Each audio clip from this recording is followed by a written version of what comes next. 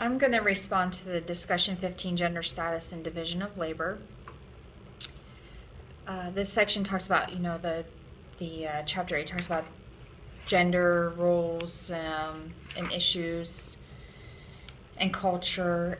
For this discussion, we talk about how does gender influence division of labor within the family.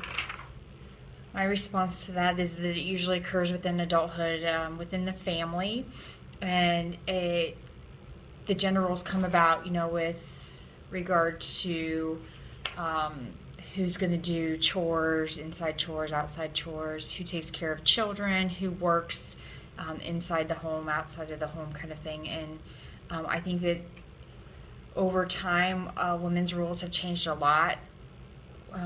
There came a time when women were expected to stay home and take care of the children and be the homemakers, and the husbands were expected to go outside and be the breadwinners. And then all of a sudden things changed, and women were then expected to, well, not expected necessarily, but went outside the home to get jobs and contribute to the family income, some for survival purposes, like just because they need two incomes to support families, and other reasons were just for them to better themselves and achieve something more than just being a homemaker, where there was less value placed on that because it wasn't really viewed as a job, even though it is. So for the second question, how does gender influence division of labor within the workplace? And my first thought on that was, in the book even talked about, we have like female dominated positions, and when I thought of that, I thought of like nurses. There's more female nurses than there are males, and like male dominated positions, and I think like firemen, or you could even say like doctors kind of thing. And then I think because we have stereotyped these gender roles, and that was mentioned in the starter post, that these roles are like based on status, and then with higher status occupations like doctors, they're usually dominated by males, and then they get more money, and they're, that sort of thing. So that's how I think it happens in the workplace. I think there's a big inequality gap in women and men as far as occupations still, and I think we're trying to close that gap. I'm not sure that it's ever going to close. I think there's going to always be some type of inequality there, but we're making progress, I think, on getting rid of those roles and those norms that are set that women only do nurse roles, or men can be nurses and that sort of thing, and women can be doctors, vice versa. The next question was social status and the ability to play a role in civic life with regard to like government, politics, and policy making. And the book talked about how power is an issue, and obviously males are typically the ones that are associated with the power in the families. So I think that, again, it's a gender inequality thing. I think men are just expected to have more power within the family, which gives them more status, which gives them more money, which puts them in these positions in politics and that type of thing that women are less likely to be involved in. The next question, does the status of women change with age?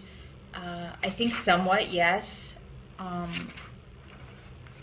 think that as women age, they go through life. Well, men too, though. You gain this wisdom and this experience and knowledge that the young people don't have, and then you're looked at differently. And the book even said that older adults are respected and accepted as leaders who bring with them a wealth of life experiences. And it says both female and male elders are considered important to the socialization process because they pass on the group's cultural heritage to the next generation. So that pretty much answers, I think, that question pretty easily. And then how does it vary culturally? I think it all goes back to like their beliefs and their values, traditions, like I've mentioned in other posts, that where they place importance.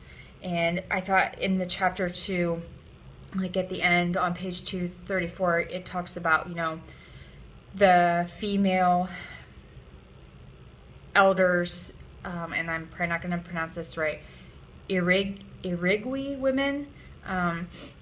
They play an important role in the community life, and they're often looked at as they get older, they gain recognition for in the communities, like as healers or craftswomen, and then they're held in higher regard. At the same time, the males in the culture are also